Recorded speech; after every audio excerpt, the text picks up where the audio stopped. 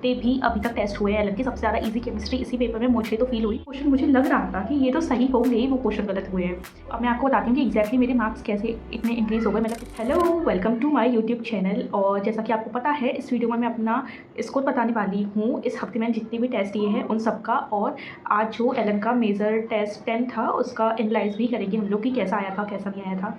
तो चलिए शुरू करते हैं। बट उससे पहले लास्ट वीडियो को इतना ज़्यादा प्यार देने के लिए बहुत बहुत थैंक यू यार, थैंक यू, बहुत अच्छा लगा मुझे। और आप लोग प्लीज़ मेरे चैनल को सब्सक्राइब कर लीजिए, और इससे कुछ नहीं होगा, बस मुझे अच्छा लगेगा। So please subscribe.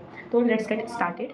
ओके, तो मैं आपको पहले बता दूं कि इस हफ्ते मैंने 4 टेस्ट दिए थे, जिनमें से मेरा जो सबसे पहला टेस्ट मैं दिया था मंडे को, मतलब संडे को AIOT था एलन का। उसके बाद मैंने मंडे को दिया था, उसमें मेरा स्कोर था 577, ठीक है।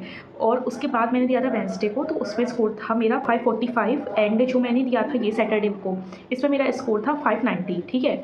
और आज मैं लेकर आई हूँ एलन का मेजर टेस्ट।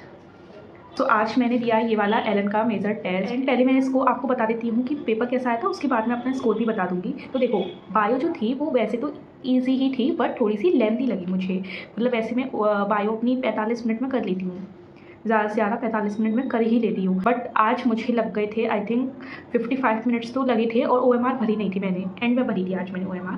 तो 55 मिनट्स बायो में लग गए। तो थोड़ी लेंदी थी because statement based question were many, तो ठीक है। और आउट ऑफ NCERT की बात करें तो वही 3-4 क्वेश्चन थे। और इस बार मैंने नोटिस किया था फिगर वाले क्वेश्चन भी काफ़ी सारे थे, और जो कि काफ़ी ज़्यादा इंपॉर्टेंट भी हैं, क्योंकि इससे हम NCERT जब रीड करेंगे तो हम सारे फिगर को अच्छे से देखेंगे, बिकॉज ये टेस्ट में आ चुके होंगे। लेकिन जो 1-2 क्वेश्चंस हैं वो मुझे थोड़े समझ में नहीं आए, मतलब आउटसाइड से भी देने थे तो थोड़ा सा तो मतलब लिंक थी। जैसे कि ये वाला जो क्वेश्चन आप देख रहे हो, in case of severe tetany in muscle animal dies due to, तो मतलब ये क्या है? ऑप्शन इसका 3 दे रखा है, मुझे ये पता भी नहीं कि 3 वाला जो ऑप्शन है होता क्या है। चलो रहने देते हैं ऐसे।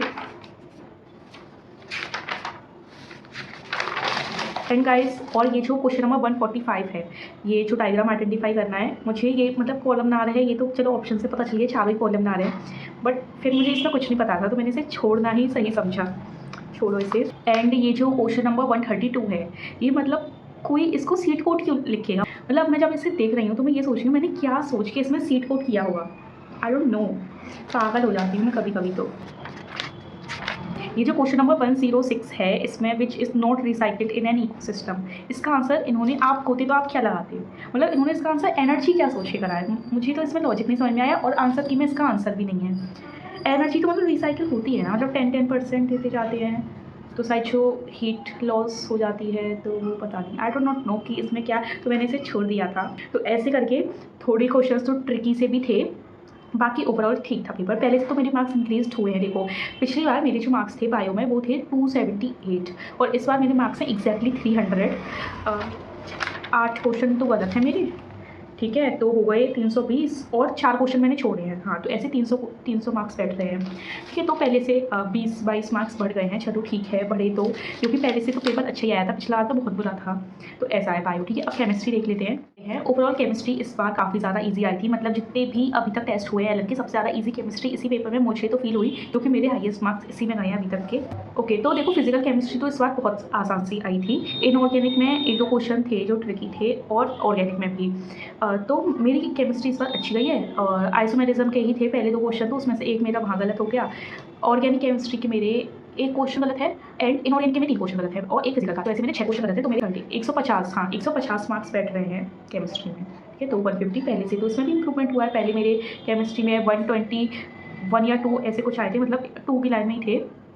इस बार 30 या 25 मार्क्स तो ईजिली बढ़े ही हैं, विच इज़ गुड। मैंने केमिस्ट्री सर पढ़ी भी ज़्यादा थी, तो ऐसे केमिस्ट्री वॉज गुड। केमिस्ट्री आप लोगों को ज़रूर अटैम्प्ट करनी चाहिए, जो लोग एलन का नहीं देते, इसकी केमिस्ट्री आपको you should attempt, and bio as well. तो ये था केमिस्ट्री एंड बायो का। फिजिक्स पर चलते हैं। देखो, फिजिक्स मेरी पर्सनली वैसे ही ऑलरेडी काफ़ी ज़्यादा वीक है, और फिजिक्स का पेपर पता नहीं मुझे ही लेंदी लगता है या लेंदी था, क्योंकि मेरा पिछली बार भी छूटा था, और इस बार भी मेरे 3-4 क्वेश्चन छूट गए हैं।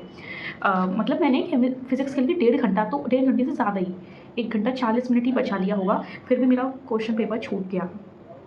और जो क्वेश्चन मुझे लग रहा था कि ये तो सही होंगे ही, वो क्वेश्चन गलत हुए हैं। स्टार्टिंग के ही 4 क्वेश्चन में से 2 क्वेश्चन मेरे गलत हैं, और 2 क्वेश्चन मैंने छोड़े हैं। भगवान जाने क्या ही होगा। वो तो बीच के क्वेश्चन थोड़े ठीक थे, जिसकी वजह से जो मार्क्स हैं वो उसी की वजह से आए हैं। एंड के क्वेश्चन तो क्योंकि मेरे छूट ही गए थे 4-5 क्वेश्चंस। फिजिक्स यार बहुत ज़्यादा मुश्किल लग रही थी मुझे, पता नहीं क्यों नहीं मार्क्स इंक्रीज़ हो रहे, फिजिक्स में कम और हो गए पिछली बार से, तो पता नहीं क्या होगा। तो इस वाले टेस्ट में यार मेरे 80 मार्क्स आए हैं फिजिक्स में। फिजिक्स मतलब इतनी भी बुरे नहीं आती, मेरे 100 से कम नहीं जाते जो और मैं टेस्ट देती हूँ। इस हफ्ते मेरे फिजिक्स में हाईएस्ट मार्क्स 125 गए हैं, केमिस्ट्री में मेरे हाईएस्ट गए हैं 153 एंड बायो में मेरे हाईएस्ट गए थे 330, बट ये तीनों अलग अलग टेस्ट में गए थे। ठीक है, तो ऐसे करके थोड़ी बहुत इंप्रूवमेंट हो रही है इसका मतलब। तो ओवरऑल स्कोर मेरा इसमें आया है 530, like 300 in bio, 150 in the chemistry and 80 in the physics. Okay, so अब मैं आपको बताती हूँ कि एग्जैक्टली मेरे मार्क्स कैसे इतने इंक्रीज़ हो गए। मतलब पिछली बार 490 थे, इस बार 530, 40 मार्क्स इंक्रीज़ हो गए। और वैसे ओवरऑल हाईएस्ट मार्क्स इस वीक के 590 हैं। मैंने वैसे एक्सपेक्ट किया था कि 600 इस हफ्ते में क्रॉस कर दूँगी, बट हुए नहीं। बट इट्स ओके, अगले वीक मुझे पक्का यकीन है 600 क्रॉस हो ही जाएंगे। फिर तो अच्छी बातें हो जाएंगी। तो हाँ, तो मैं बताती हूँ कि मैंने क्या किया था इस वीक की बिगनिंग में। जितने भी अभी तक आपने फुल सिलेबस टेस्ट दिए, सिर्फ फुल सिलेबस में, पार्ट टेस्ट की तो बात ही नहीं कर रही, फुल सिलेबस टेस्ट मान लो आपने 5 लिए, 5 तो आपने कम से कम अभी तक दे दिए होंगे, मैं अज्यूम करके चल रही हूँ। तो आपको क्या करना है, आपको जितने भी आपके क्वेश्चन गलत हुए थे प्लस जो आपने छोड़े थे उनको लिखना है पहले तो किसी भी नोटबुक पे। इसमें आपका टाइम जा सकता है 1 घंटा एक सब्जेक्ट में, but it's very very beneficial, मैं गारंटी देती हूँ, क्योंकि मुझे तो फ़ायदा मिला है। तो पहले आपको लिखना है कि आपके किस चैप्टर से कितने क्वेश्चन गलत हुए हैं। ठीक है, फिर आपको फॉर एग्जांपल मैं केमिस्ट्री पहले बता रही हूँ, फिर आपको उन्हें 3 सेक्शन में डिवाइड करना है, फिजिकल, ऑर्गेनिक और इनऑर्गेनिक। तो उसको फिर आपको उस ऑर्डर में लगाना है कि जिससे सबसे ज़्यादा क्वेश्चन गलत हुए हों वो पहले, फिर ऐसे ऐसे करके। ठीक है, तो ऐसे आपको लगाना है, same for bio and same for physics. तो फिर आपको ऐसे ये ऑर्डर में लगा लेना है। फिर जिस चैप्टर से आपकी सबसे ज़्यादा मिस्टेक्स होती हैं उनको, उसका रिवीजन आपको वीक में 2 बार करना है। फॉर एग्जांपल फोटोसिंथेसिस चैप्टर से मेरी सबसे ज़्यादा मिस्टेक हुई है। मैंने अभी तक 11 फुल टेस्ट दिए हैं, उसमें से फोटोसिंथेसिस के 9 क्वेश्चन गलत थे। ठीक है, तो इस वीक मैंने उसको 3 बार, तो मुझे याद है 3 बार मैंने उसका रिवीजन करा था, इसलिए इस टेस्ट में एक भी क्वेश्चन फोटोसिंथेसिस का गलत नहीं हुआ। तो ऐसे ही तो आपकी मिस्टेकें सुधरेंगी ना। और जैसे एनिमल टिश्यू में फ्रॉग और कॉकरोच से अगर आपके गलत होते हैं ज़्यादा क्वेश्चन, तो उनको 2-3 बार रिवाइज कर लो हफ्ते में। ठीक है, ऐसे करना है। तो आपको ये भी रहेगा कि कौन से चैप्टर को ज़्यादा रिवाइज करना है। और ऐसे मैंने जब फिजिकल केमिस्ट्री का बनाया तो आयोनिक इक्विलिब्रियम से भी 9 क्वेश्चन गलत हुए हैं पिछले 11 टेस्ट में। तो मैंने फिजिकल केमिस्ट्री ही इसलिए इस हफ्ते पूरी पढ़ डाली थी, except the atomic structure chapter, वो नहीं पढ़ा था मैंने, और सारे पढ़ लिए थे। तो इससे आपका, मेरी तो गारंटी है कि इससे आपके मार्क्स ज़रूर बढ़ेंगे, क्योंकि मेरे तो बढ़े। और आप खुद सोचो, जिससे आपको ज़्यादा क्वेश्चन गलत होते हैं वो आपने तैयार कर लिए, तो फिर कम हो जाएंगे क्वेश्चन गलत होना। So this is how it works.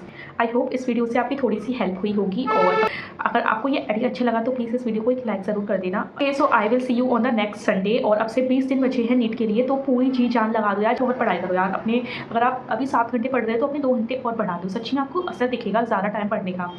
And बिल्कुल भी डिमोटिवेट नहीं होना कम मार्क्स देख के। मेरे भी पिछले हफ्ते बहुत बुरे मार्क्स आ रहे थे, अब मैंने इंप्रूव करे हैं, अब मैं अगले हफ्ते और इंप्रूव करके 600 प्लस ही जाऊँगी। तो अब हम मिलेंगे अगले संडे को, तब तक के लिए बाय बाय।